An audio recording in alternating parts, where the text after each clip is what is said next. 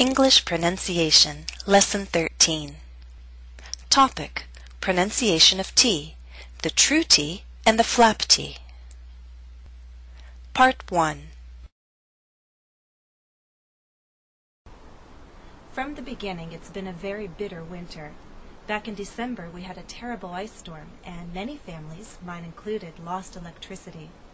Today is a little warmer than usual, But I know colder temperatures will return. I'll try to stay warm. You do the same.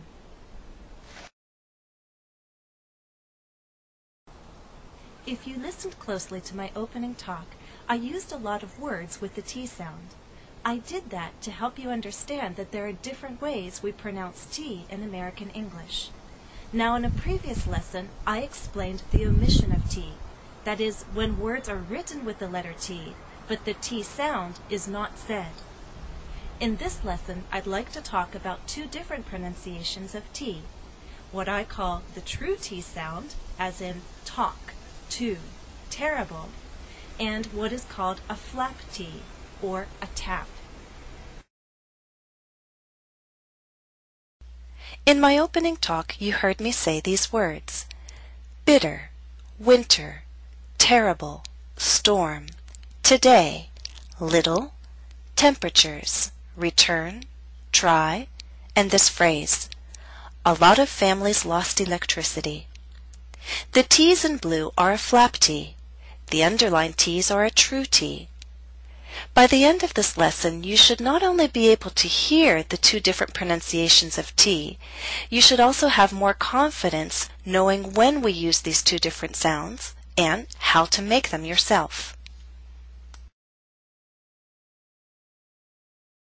Let's first talk about a true T sound. A true T sounds like this. T, t, t. You hear this sound in words like talk, true, stop,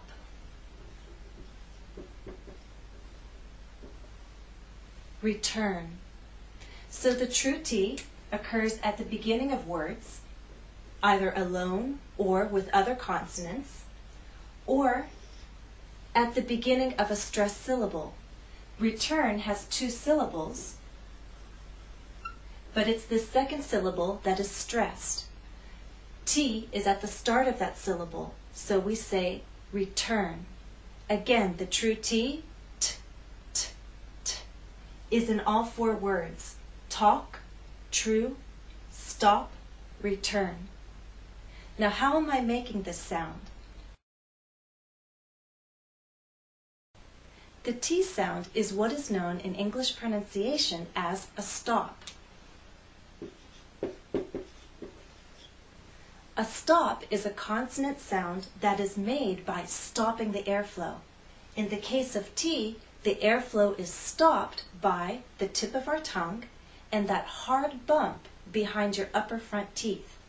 The tip of your tongue touches that hard bump and stops the airflow, and then releases it. Picture this.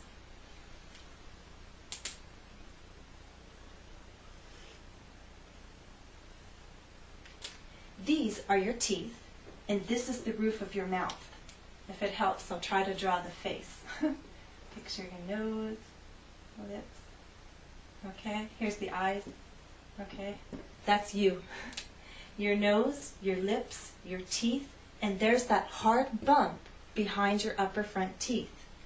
Now your tongue looks something like this. Okay, so the tip of your tongue touches that hard bump. The airflow is stopped.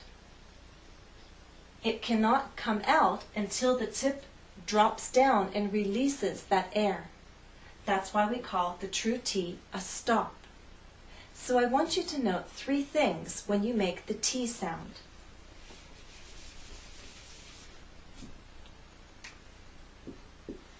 First, you need to stop the airflow.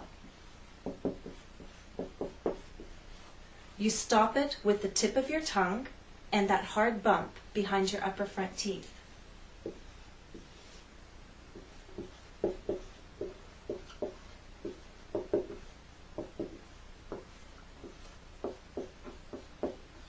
Second, when you release the air, there should be a puff of air.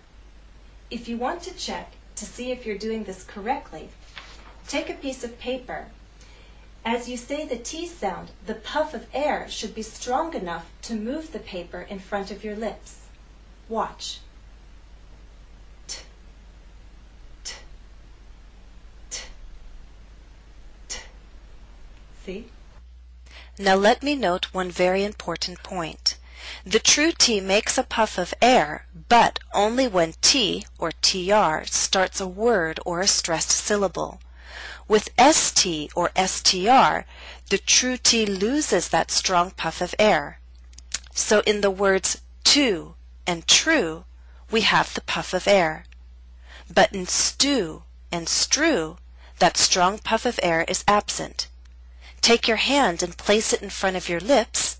Say these 4 words and you will feel the difference.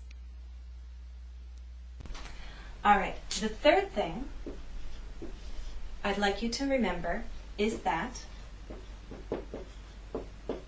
the T sound is a quiet sound.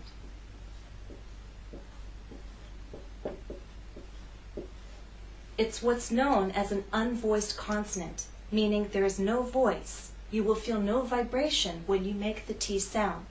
T, t, t.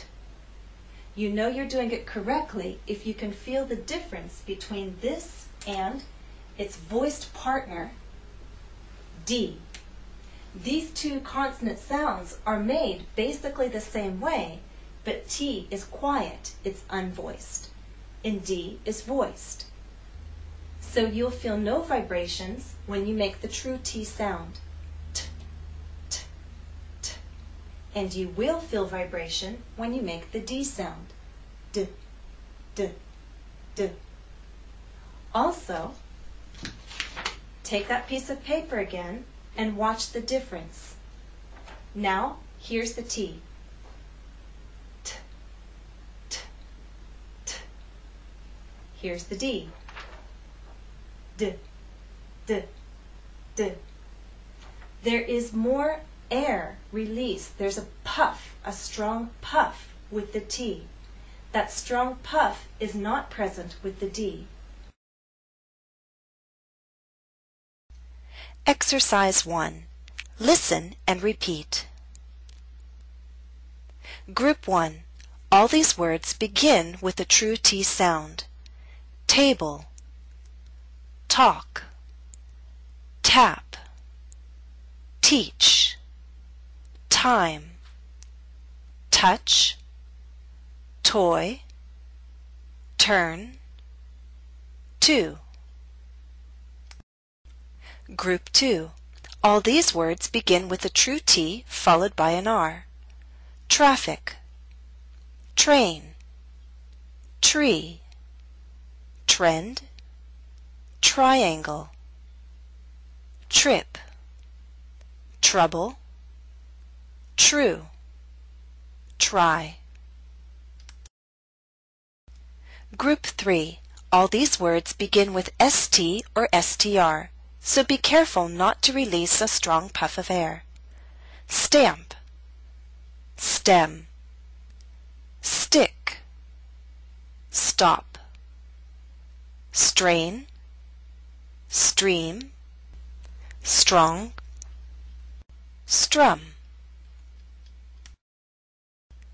In Group 4, we have a true T in the middle of a word at the beginning of a stressed syllable. Attack, between, eternal, Italian, mistake. Note with the ST we do not have the strong puff of air. Again, mistake. Particular, retire,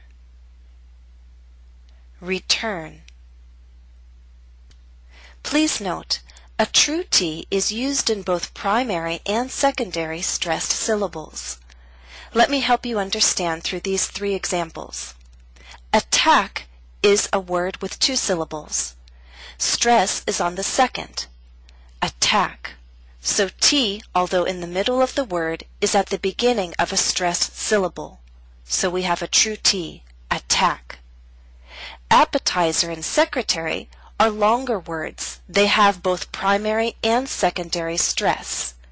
Primary stress is at the beginning of these words, but the T still falls on a stressed syllable. It's secondary stress, a little weaker but still stressed. That's why it's still a true T. And we say appetizer, secretary. End of part 1. Please go on to the next part of this lesson.